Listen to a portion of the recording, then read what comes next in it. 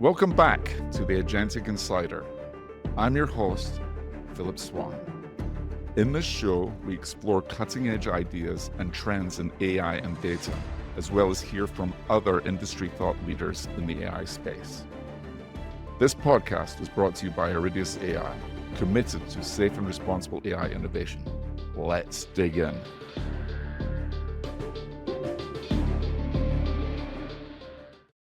Welcome to this week's edition of the Agentic Insider. I'm joined this week with Alistair, and this week we have an amazing guest. He is a pioneer at the intersection of technology, innovation, and human curiosity, and he advises on the boards of Forbes Technology Council and San Francisco State University on big data and AI, and California State University on AI.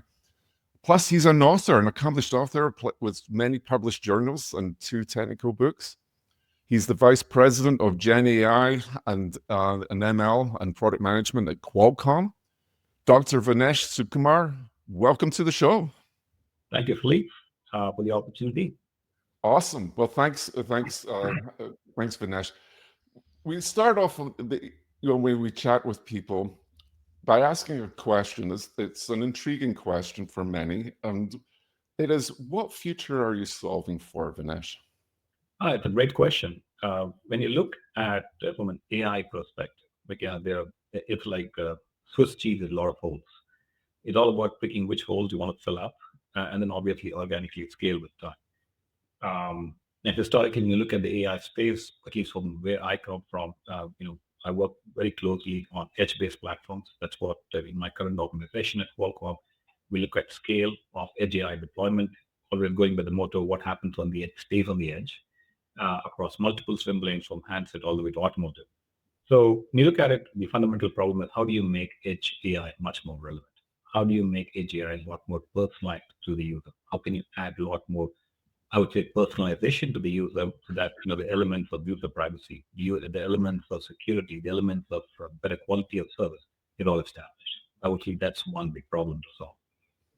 The other problem would be how do you look from an improved user experience standpoint? How do you make it fully autonomous, so that the human in the loop is as limited as possible? Right. If we go more towards an agentic AI kind of setup, along with elements of responsible AI, to really make sure that it's doing the right thing for it's supposed to do. And last but not the least is how do you look at expanding AI to newer swim lanes, and then how do you look at device to device kind of orchestration that can share the contextual information from a handheld device to an automotive environment? Again, a much bigger problem statement, but in there. So again, I would say from that perspective, 3 big things at least I'm focused on, and I'm pretty sure there's a lot more monkeys on my back. Right. One thing at a time. Absolutely. So, I mean, the edge devices obviously are crucially important, as you say. And let's pick the first thing you drilled into there. So, from an edge device perspective, what are some of the big challenges that you're seeing at the moment that everyone's having, that you uniquely are trying to crack? A great question. So you look at from an edge perspective, right? It really depends upon the audience that you're really trying to cater towards. The one level of audience, I would say, is mostly the OEMs or the white glove service providers. Sure. And for them, it's all about speeds and feeds. How do you look at best performance within constrained form factors? Constrained form factors could be memory, could be bandwidth in terms of power. How can I get the best use of it? And how do I really look at making the experiences a lot more enticing to the consumer, that they go for a high refresh of devices? So that's what's kind of meaningful for them. Right. But when you look at a certain different set of audience, here it's all about developers. Developers is all about scalability. For developers, it's all about, hey, how can I really make sure how can I look at scale across multiple IHVs, multiple silicon providers, multiple OS, across Windows, across Linux, across Android? How do I solve that problem? So that is a different scale of a problem, where it's all about automation, where it's about ease of use and stuff. But Qualcomm, we kind of catering towards both these sets of audience. The solution statement is very different, but our expectation is we got to do both to be relevant in that. It's not easy to be able to bring a community together across multiple different, as you said, operating systems. Okay, developers with different schools, different tools, different skill sets, and so on, and being able to bring them together into to one sort of whole. It's easier when when things are deterministic, Right. and then everything, then it's a little easier to be able to write the documentation. When everything becomes a little bit more, a little bit more abstract, it's harder to be able to do that, I assume. Absolutely. Fully aligned.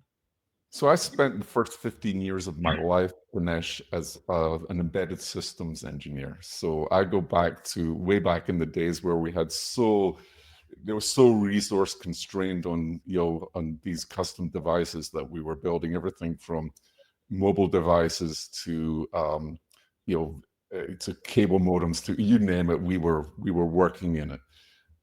So balancing power, balancing performance in these edge systems is absolutely key, right? Because battery life is critical. Being able to ensure that doing so. When you're thinking about edge AI, how do these constraints shape the design of agentic AI systems, in your opinion? And what trade-offs are you making to enable these autonomous decision-making platforms or solutions? Great question. So I don't think there is probably one answer for it, because Right. in fact, this is something the entire industry, just not Qualcomm, is heavily focused on. For example, when you look at the space of agentic AI, it's all about understanding, interpreting it, and then taking action as a function of it. Now, you can make this action more on demand, or you can make it ubiquitous, which is running in the background so that things can be arranged and get aligned. And when you look at the fundamental concepts, if you want to be running things in the background, you want to be a lot more intelligent, because that's where it consumes a lot more power. Because when you happen to have a high duty cycle operation, by definition, electronics 101, you're, you're just draining the battery, right? So the expectation becomes is, how do you really make information gathering a lot more relevant? What is the duty cycle of retrieving the personal information about the user, either from screenshotting or from sort of relevant databases, both structured and non-structured, again, that piece of information. So we kind of do a lot of work around that, and then we try to map it to accuracy, we map it to personalization, and see at what that trade-off is. If the trade-off well understood, it is, but what's the optimum point of something that we continuously learn? Then the question becomes, okay, once you have documented enough information on the knowledge graph for both the user, how do you augment that information to the prompt that the user is saying to a voice command and setting that to a series of actions? That also depends on accuracy. It's expected that you want to maintain higher accuracy, and it's repeatable. So you want to make a certain amount of choices in terms of models that you use, choices in terms of APIs, that kind of really make sure that the user experience is not compromised. Now, if it does come at a compromise at a higher power, you probably have to take it, because you don't want to compromise in the UX. Then the question becomes, how do you map it to, let's say, hybrid system, where you want to talk to the cloud in this instance, whether the devices cannot handle elements all by itself. Right. And a different challenge, because most of the hybrid conversations today are very static in nature. They're not very dynamic, which means they're predefined on when a certain command or request to the user goes to the cloud, but not in between during a conversation. Is that problem solved? Not yet. So I would say it's a slow moving activity, but definitely a ton of work, keeping UX, keeping accuracy as the highest, most important point, while at the same time trying to make sure the power compromise that you make is tied accordingly to that. Yeah, so I want to drill in a little bit deeper in something you said that just caught my mind when you were starting to talk about APIs and other external tools. You've had a long, successful career and been working through different stages of AI, like Alistair and I have. I mean, mine goes back to the early 80s when I was programming in Lisp, right? So we didn't have the compute nor the data back in those days to work it, but we were already working in those days. So when you look at things that you work with, from convolutional neural networks to transformers and now AI systems, how do you see the architectural requirements changing as we move from these static AI models to these autonomous agents that can interact with the external tools and APIs that you were referencing before? When you look at the AI application space, I had the privilege of being in the space for give or take about 15 to 20 years, working with a lot of pioneers in the industry. Historically, when you look at AI application, they started off with perception, right?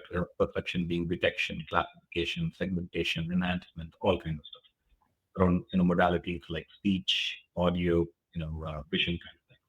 And most of them were highly successful using starting off with LSTM models, RNN models, going towards convolution network for CNN. And they're still relevant today, especially when you look at IoT industry or XR industry, wherein computer vision is quite interesting. Mhm. Now, I would say give or take about 3, 5 years ago, the entire industry kind of transitioned from perception to generative, where it's all about creating synthetic data. Synthetic data could be an image, could be a video, could be a text. It's a purely a prompt. Now, obviously, there was human in the loop, wherein you provide a prompt and you get things around it. Now, with time, the intention was, can I make it fully autonomous? That's where agentic flows kind of came into play, which is the next evolution of generative AI, wherein you can take a set of actions based on what the user is asking for to get things done.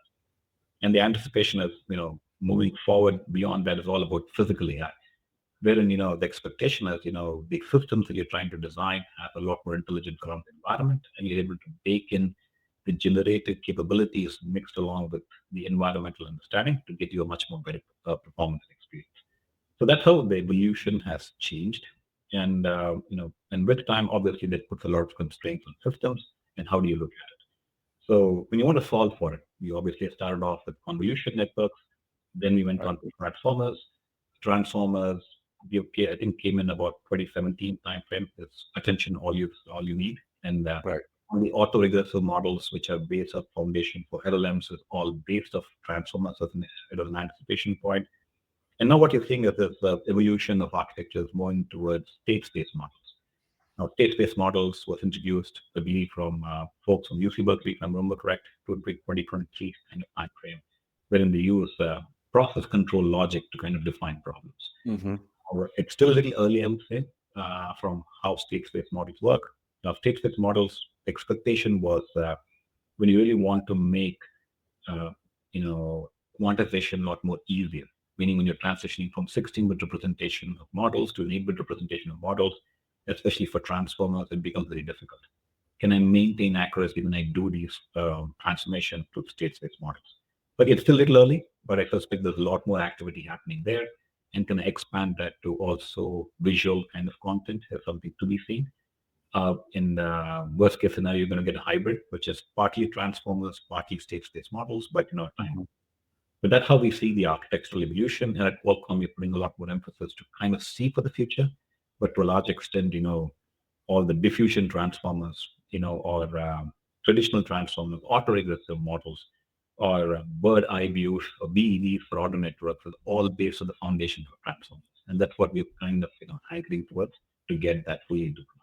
Fantastic. So I want to take a step actually to something. I noticed that you wrote an article just a couple of days ago on LinkedIn around MCP, and what you wrote is exactly the same space that Iridius we're working in at the moment. So multi-agent systems, no one company is going to have just one way of doing this. There's not going to be one vendor lock-in. So our multi-agent system needs to work with other external APIs, tools, and so on, and other multi-agent systems as well. So interoperability is huge. And I mean, the need to be able to pass entitlements from one system to another, or the need to be able to interoperate is crucial. But not only that, from a trust and governance, it's also important as well, not least how those policies are applied. Okay. And being able to understand how things cross those boundaries. MCP is good, as a concept, but it has so many missing pieces right now, as you know. Well, how do you see things like agent to agent, across multi-agent systems actually evolving, and how are you thinking about this? I think it's going to be a super critical area of focus moving forward. I'm quite happy that Anthropic as a company kind of started this initiative with MCP because a lot of folks have been working in the agentic space, but they've been operating within their own domain of trust or circle of trust. And it's very difficult to understand how each of these circles, you know, coordinate or talk to each other, or if you happen to have like a server and multiple clients, what kind of protocol we really set up to really get things done. So I think the workman industry in the last 6 months with the ADK announced by Google, very similar to LangChain, and the MCP protocol set up by Anthropic is trends in the right direction. Now, these are foundational infrastructure investments as I see it. The question really becomes is how does the ecosystem adopt it? And I'm pretty sure the ecosystem starts adopting it, you're going to see a lot more challenges. Some of the open questions which I've been mentioning in my post is how do you identify which actor is good, which tool set is good?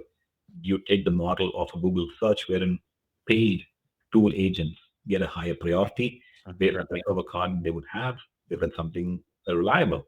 Or if the user is not happy with the results, if some kind of a human feedback is going to be interpreted the next time that specific protocol or that specific agent uh, is not selected as an example. Again, a lot of open questions. But I suspect the next 9 to 12 months, there's going to be a lot more ecosystem engagement in the space. I'm also seeing a lot of conferences that being set up, wherein there's been open discussions on how people, or what people have learned with MCP and A2A. And this is a new area for me as well as, how will the ecosystem will migrate there. So an interesting space to watch out, but definitely I think it's the right investment. Yeah, I agree, and I think one of the ways that we do it, we treat it here is that we treat every agent as hostile. If I wasn't going to say it, Philip would have. I'm sure. That this is for us, we have to assume that's the case, and then the question is, okay, if you assume that, so now you're in a zero trust approach, basically. Then the question is, how on earth can you make the system work when that's true? Well, we've made security work inside companies that well enough with zero trust approach to people and their devices, and bring your own device. This is almost a bring your own agent approach now. And so if it's a BYOA and you're doing a zero trust, then the question is, okay, you can make that work. There are models and approaches for this, and as you say, going into case space where it's a little more structured around process, there's a way of being able to get through this. I don't know if we're there yet by any stretch of the imagination. I think some of the problems are really thorny ones. So MCP sort of sidestepped them and said, yeah, this is left as an exercise for the reader, or it'll come in version 2 because they're hard. But I think it was great that they got it out as it was, and in a way to be able to help people move forward on it. So I want to take that a little bit deeper, Alistair and Vinesh, because security and governance and agentic systems is absolutely critical to the safe and responsible operation of these systems, right? So the challenge is, for me personally, and as the chief product officer at Iridius, is like everything starts and stops with trust, right? And so as these AI agents become more autonomous, governance and security become critical. So from my question is, so from your product management perspective, Vinesh, how are you thinking about building safeguards into the agentic systems while maintaining their autonomous capabilities? Yeah, I think it's an important and critical need for the AI. Right? You look at safety and responsible AI, it comes in many ways. I think from my perspective, it's very critical in how do you define the problem statement. And the problem statement is going to be very different between a consumer space and an enterprise space. And you look at from a consumer space, I would also imagine, the region of deployment also has some kind of influence over it. What you do in Asia to Europe and North America is very different. So the question really kind of bakes the fact that, the prompts that are kind of going in, how can you filter it in such a way that you get the right piece of information? Mm-hmm. Now, do you want to answer for the right set of questions, or do you have a tailored response for certain kinds of questions? So all these are, a little bit important to answer. And at the same time, is how do you define what is good and how do you define what is bad? Right. That is also been a little bit of a challenging question for us. At Qualcomm, we participate in a lot of consortiums. NIST has started a consortium wherein they're starting to look at a few of these specifications. We actively contribute towards, what is a good actor, what is a bad actor, and see, if most of the prompts that we're going to push towards a consumer deployment passes that spec. Right. But the other element towards is, it's just not that at the time of deployment, you check for it. It needs to be continuous. How do you keep that continuous monitoring after commercial deployment? That's a continuous challenge. And if you do happen to find an issue, how do you make updates towards it so that it can be self-corrected the next time, while really making sure that the responsibility is absolutely critical. So from the agentic space, I would suspect what we're doing in the generative AI space to a large extent is the foundation for agentic AI space. I'm sure this will evolve with time as you try to bring in A2A or MCP kind of protocols into this picture. Yep. And as you start deploying a lot of this into enterprise space, you also want to learn a lot more things and what should or shouldn't be done. Right. So I suspect the definition of safe and responsible AI is extremely important, valuable. Obviously, at Qualcomm, we start off in the very initial cycle of MLOps, started to look at data, started to look at even RAG kind of training. How do you look at data sets, all of that stuff, and making sure they're clean to begin with. And then, from a deployment standpoint, how do we really improve on governance? I think about 4 or 5 months ago, we actually showcased a demo at MWC working with IBM to show, how this could be completely made a lot more safer for consumer. And we're trying to get them into commercial deployment lead up half of this year. And I suspect as they start deploying it, we're going to learn a lot more and then obviously make some changes accordingly. Right. So just flipping it a little bit here is everybody talks about transformation, right? You've worked at NASA, you've worked at Lenovo, you've worked at Intel, and now at Qualcomm, experiencing AI development across different industry contexts. How do you see agentic AI different, transforming various sectors from, whether it's consumer electronics or automotive or aerospace? What are some of the key use cases that you're seeing that are successful? So when you look at, over the years of experience, right, working from perception now to agentic AI applications, I would say this is one of the big tectonic shifts on how do you really influence human UX on agentic AI. Now, agentic AI can morph itself in many ways, right? It could be in the coding space, wherein you can make actual code development a lot more easier. So that's one space I think where agentic AI is taking a lot more impact already and making things a lot more easier. You can expand that also to productivity domains like summarization, composition, recommendations, also in the gaming environment that are starting to take off. And I think that will have a much more broader impact. It's also making a lot more impact on search to a large extent and tool categories, which is starting to take off. Obviously, multiple startup companies have started to give uh, elements to the user to really start exploring this. Um, I suspect, as you start going towards much more complex domains could be in terms of medicine. How do you really, give recommendations on scientific computing? A little bit of a challenging statement. That might take a little bit of an evolution, but at least the most common element around search tools, productivity, content creation, content summarization, or even content generation, you're going to see a lot more, cool things that are going to come out. So I suspect where it's going to head. The question really kind of becomes: is do you do all of this in edge or edge in combination with something else, right? Because it needs a lot of compute and needs to be consistent, it needs to be safe, it needs to be reliable, and needs to be repeatable, right? And these are not something that can be all solved in a day, right? So I suspect you're going to see a lot more evolution. I would say I want to dive into the edge a little bit more. So I know that you won the best edge AI processor for the Snapdragon 8 Elite just like a week or so ago. So congratulations on that. I guess the question that I really want to ask is, when you started out, you obviously wanted to build the best, edge AI processor, okay? Because that's, as a product management, that your goal is to build the best that you possibly can. What do you think is it inside an AI processor at the edge that needs to be there in order for it to be the best? What are the not necessarily about the specific product here, but more about the attributes that it absolutely has to have in order for it to be really successful, and also to some extent be future proofed, which I know is an almost impossible thing to do.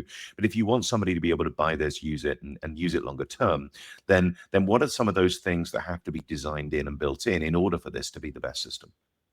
Fair question. I always joke at Qualcomm as my job in Qualcomm is quite simple and easy. We're in a green, blue sky, and then torture the systems, the research and engineering guys to translate that blue vision into reality. So by that definition, I'm not always the most popular guy at Qualcomm. Uh, but jokes apart, the way we kind of really look at things is you have basically three elements of anchor point.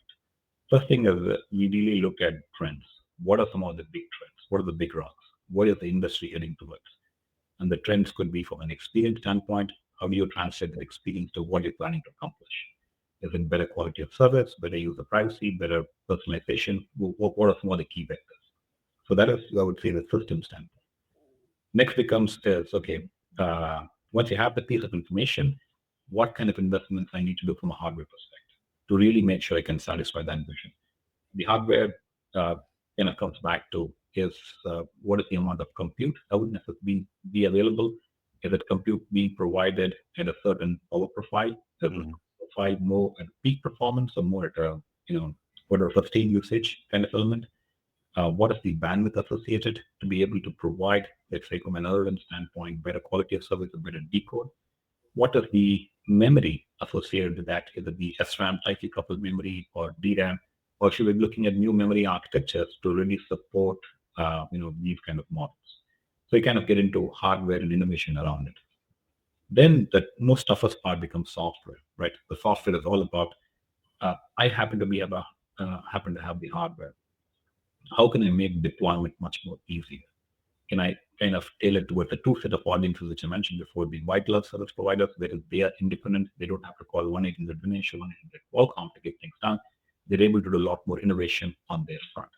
But for them to do a lot of innovation, we have to have the foundational stuff easier, to have all the set of operators that they can support, to have all functional libraries, to have all the optimized kernels for let's say autoregressive models, for transformers, for diffusion transformers, or even for perception models.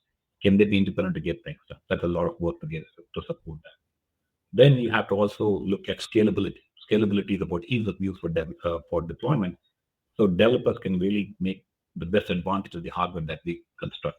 And that's a difficult problem to solve, is because you have to be relevant in Windows space, you have to be relevant in Android space, and same thing with Linux, which means a close partnership with Microsoft, wherein we're able to launch the new Windows Copilot runtime at Build about 2 or 3 weeks ago. Then at Google I/O, we launched the Light RT working with Google, and same thing we're trying to do with the Linux side as well. And that needs a lot of partnership with OS folks to really make sure that they're able to circulate this, package this in the play services and push it through. I think a combination of all of this stuff really makes it much more advantageous and hey, we're able to accomplish the vision state. Now, there's always plenty of challenges. Something new will always come up. And then we have to understand is how fast can we react to this challenge? And it could be elements wherein you happen to have, in this case, let's say, a new agentic flow that has come up, right? And the agentic flow, by definition, have new protocols. The question becomes, do we have the right infrastructure to really react to it? So that's how we kind of look at things. But as I mentioned, is that AI space is rapidly evolving. There's always a new challenge every single day, but we try to keep it as generic as possible so that we have scale and you also have performance. yeah, absolutely. And it's an ability to adapt, as you say, as well. Okay, which means that you're not constraining it to something that may be out of date very quickly. So, shifting gears a little bit, Vinesh, I'm sure you've had your fair mix of really amazingly successful projects and some less so. I'd like to dive into ones where you've been facing challenges, like where you've seen a technology that didn't work out as planned, right? As an example. So, what were the key lessons that you could share with our audience from that experience? Yeah, so what I've learned in life in the last close to 2 decades of being in space of AI is always value on what has not worked. So always value on failures. It's because that gives you a perfect opportunity on how can you not do things the same way. How can you evolve yourselves to do certain things in a better way? And in many examples, I would say, in this front, one of the elements has always become is that when I started my career in AI, our focus was always all about domain specific AI engines. People call it NPU, TPU, um, all VPU, all kind of names, right? It's all about custom AI engines. And the expectation was, at least when I started off with, they push every AI use case into this. by definition. It really does not matter the KPI. We really want to push it because the general purpose compute machines like CPU and graphics are built for something else. We don't want to disturb them. Let's push those elements towards it. And with time, you realize that these custom AI ASICs or AI engines is not built for everything. You have to really make sure that depending upon the KPI of interest, what problem you're trying to solve, you have to divert it towards the CPU front or the GPU front or the NC front. And that's something which I kind of learned the hard way. And I still kind of emphasize the fact, even locally within Qualcomm and also outside, is don't always assume AI is equal to a dedicated ASIC, right? That's not always the case because of certain use cases wherein quality of service becomes important. Sometimes, like, if you happen to have significant amount of tabular data in an Excel document and you want to come up with recommended bar charts, as an example, 15 of them, 20 of them. Those are small workloads.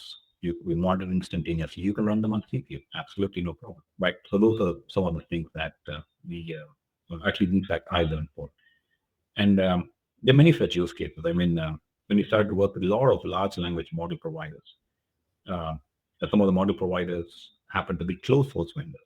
So by definition, they want their physical DNA to be protected on the model itself. And when you start deploying models and you want to store them in memory, they're all open links. In other words, anybody could just take it and then extract information about it and say, oh my God, this is how Right. the model created as established information. Then you realize, oh my God, this is difficult. You have to have some kind of encryption on device. What is the handshake kind of stuff? And that's when you realize that you've got to start looking at this quite seriously. When you start implementing, then you realize by definition, when you want to do this handshake and encryption, you impact the quality of service because it has to be a little bit of decryption that needs to happen and get the thing completely resolved. Obviously, with them, we're able to get things done. But when at least when I started working on LLMs, we kind of treated open source and closed source vendors almost equally from a deployment standpoint. And that was a hard lesson for me as people invest billions of dollars and you've got to do something special when you want to do deployment on the edge, right? It's just not a thought process for me. So again, there are many such examples, but yeah, at least at Qualcomm, I had this fantastic opportunity to work with multiple players, and it kind of enlightens me on what could I be doing something different. So Right. always a learning experience every day. Great. I really appreciate you sharing. Thank you for that. And just one last thing on this one topic. So, are there any common misconceptions in your field that you'd like to debunk? AI, by definition, makes, I would say, the life of a common man easier, increases productivity Yeah. for sure. But I would definitely say the fact is that AI still lacks common sense, right? Because Mhm. it's trained to do what it's supposed to do, right? It cannot adapt to what the situation is. It's not a human. And the same thing goes on with artificial general intelligence, AGI. Moving and working towards AGI means does not mean that we're creating a Terminator 2 kind of environment. That's not Right. it. But we're kind of moving towards an autonomy wherein you can offload elements where it is fully autonomous, right? And by the time you get towards AGI, it's a long way, right? As Sam Altman once mentioned, that like 5 levels of AGI, and we're probably at level 2 or level 3, and we have to go towards level 5. That takes a lot more time. So it's still far away, but I think we need to take these small baby steps in every shape and form possible, so that we kind of get towards that uh, high point of AGI. So we've had a far-ranging conversation, broadly here. What are some of the things that you're looking forward to? Okay, given the field you're working in at the moment, going back 10 years, things obviously look a lot more different now than they may have looked 10 years ago. But from where you can see right now, what are some of the things that you're looking forward to? Challenges you may want to sink your teeth into, or interesting things that you're looking forward to being solved, or alternative just areas you're hoping to explore that you haven't been able to explore before. One thing is how can you make personalization a lot more meaningful to the user? It's a very difficult problem to solve because personalization is all about understanding the emotional behavior of the user, uh, the behavioral trait of the user from browsing or the way he speaks or he speaks. And that's very difficult to understand. And you want to make it fully unsupervised without human in the loop to understand this is the data, this is the style, this is the picture I kind of like, right? So that's something if you're able to accomplish. I think that's one step moving towards AGI in mind. Second thing I would say is again, agentic space is awesome. I think this is year where you're going to see a lot more consumer and enterprise deployment. The question really becomes is how do I look at device to device or device to cloud with some kind of hybrid orchestration? Hybrid orchestration is very difficult to accomplish because these routers that make the decisions of transferring the context because an edge-based agent is not able to handle the queries about the user and then transition from, let's say, from a handset or a mobile phone to a PC or from a PC to the cloud. It needs to be completely done behind the scenes. How do you get that done? That is a problem. It's a challenging statement. I'm hoping, with all the work you're doing at Qualcomm, we can get to that front. Last but not least, is physical AI. It's a new space. A lot more research activity happening. Robotics is one such field that's actually taking it. Gaming environment, simulation environments is seeing a lot of physical AI. I still remember when I was playing games, when you throw the ball under a bus or something like that, you never see the ball come out from the other side of the bus. I kind of, it's stuck under the bus because the game environment was never able to understand the force associated with the user when it's kind of dropping the ball. Now, with the physical AI, the expectation is now you're able to comprehend the force, translate that, and then see will the ball come out from the other side of the bus. And these are elements that you want to understand the environment and take actions around it with these autonomous agents.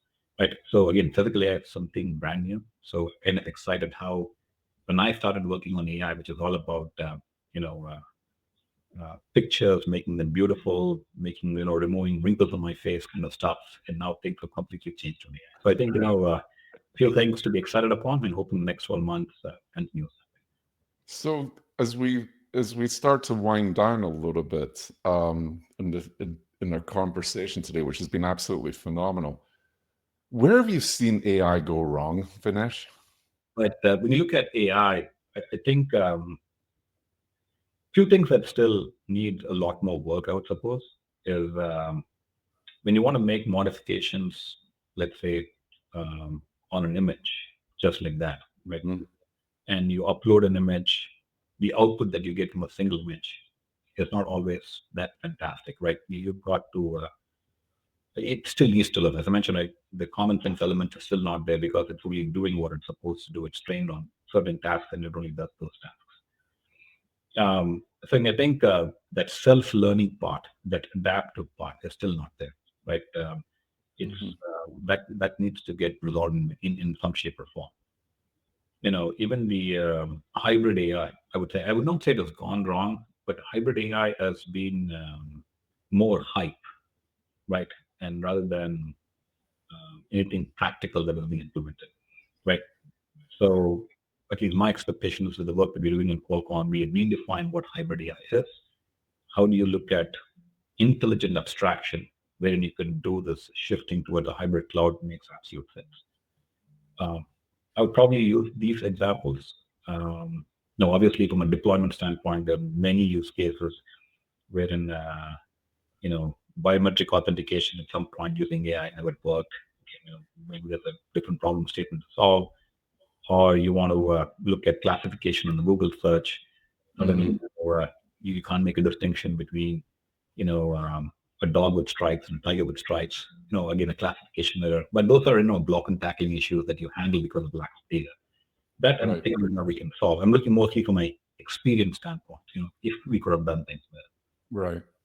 Awesome. And Vinesh, what do you like doing for fun? Once you're a father, right, you spend most of the time with kids. Right. When you're doing a lot of technology work at Qualcomm, you seldom get time during weekdays. So weekends are pretty much spending time with them. My eldest daughter is almost at high school and she has a ton of projects. And I need to go back and learn algebra, geometry, or t-shirt. I can say that, I'm better than you in some shape or form. And my other kid is still and she's just, going to grade 4. And she's got a lot of questions about geography. So I need to go write maps and then try to understand what it is. So it's like a part-time teaching. That's what I kind of like. And if I get kicked out of home because I'm not doing my right job as a father, then I spend time reading books on generative AI just to be a little bit more student than not. And last but not the least is I used to play table tennis a long time back, and I try to see if I can continue to have some fun with friends of mine. Nice. That's nice. Fantastic. I'm glad you get some time for yourself. And in your career, just how would people start off to get in the career today versus how you started today? What recommendations do you have for the audience for getting into a career like you've had today? What are some of the tricks that you employed and etc.? Or what advice would you give your your kids? You have Your a kid, 10-year-old daughter, I have a exactly. 10-year-old daughter, or thereabouts. Okay, both grade 4. So what advice would you give if they wanted to sort of follow in your footsteps, but the world has moved forward? So what would you say? Yeah, so good question. I've learned a few things along the way, but at least a few big rocks I would focus on is if you're starting a professional career, start in a startup, right? Because in a startup, you end up putting a lot of hats, and you get to learn a lot of new things quite fast. Rather than a well-established organization, it's because then you get pigeonholed into doing few things and few things only, right? So that always is an opportunity to learn, and also, you're starting a professional career, you don't really have, you know, the responsibility of family, so you have a lot more freedom to do a lot more things rather than the later half of your life, right? So that's why I usually encourage students or even my daughter to kind of start looking at exploring startups, though she doesn't like AI, she's more into medicine, but then hopefully she changes that. Other thing I would also recommend is if you're getting into a space of AI, always be a student at heart, because what I learned at school 15 years ago, the AI is very different today. So Right. you have to be a constant learner.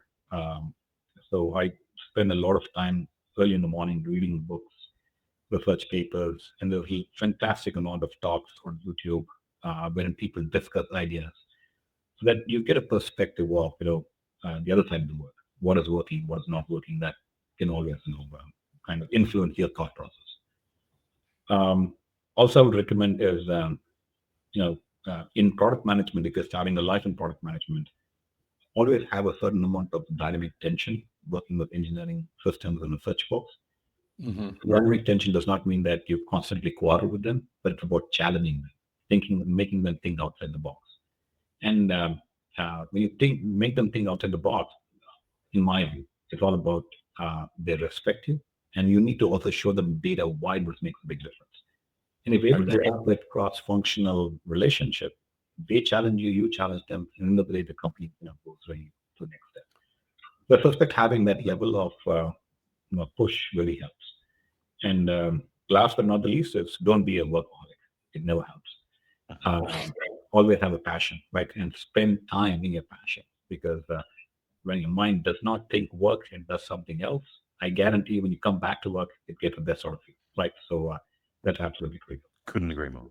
That is awesome advice, Vinesh, and thank you so much for sharing. And we've all got kids, mine are older than both of yours, but it's always the same. It's learn all, and you touched on several things that are culturally important to us at the company. First of all, we have a learn all mode, right? So we're all learn all.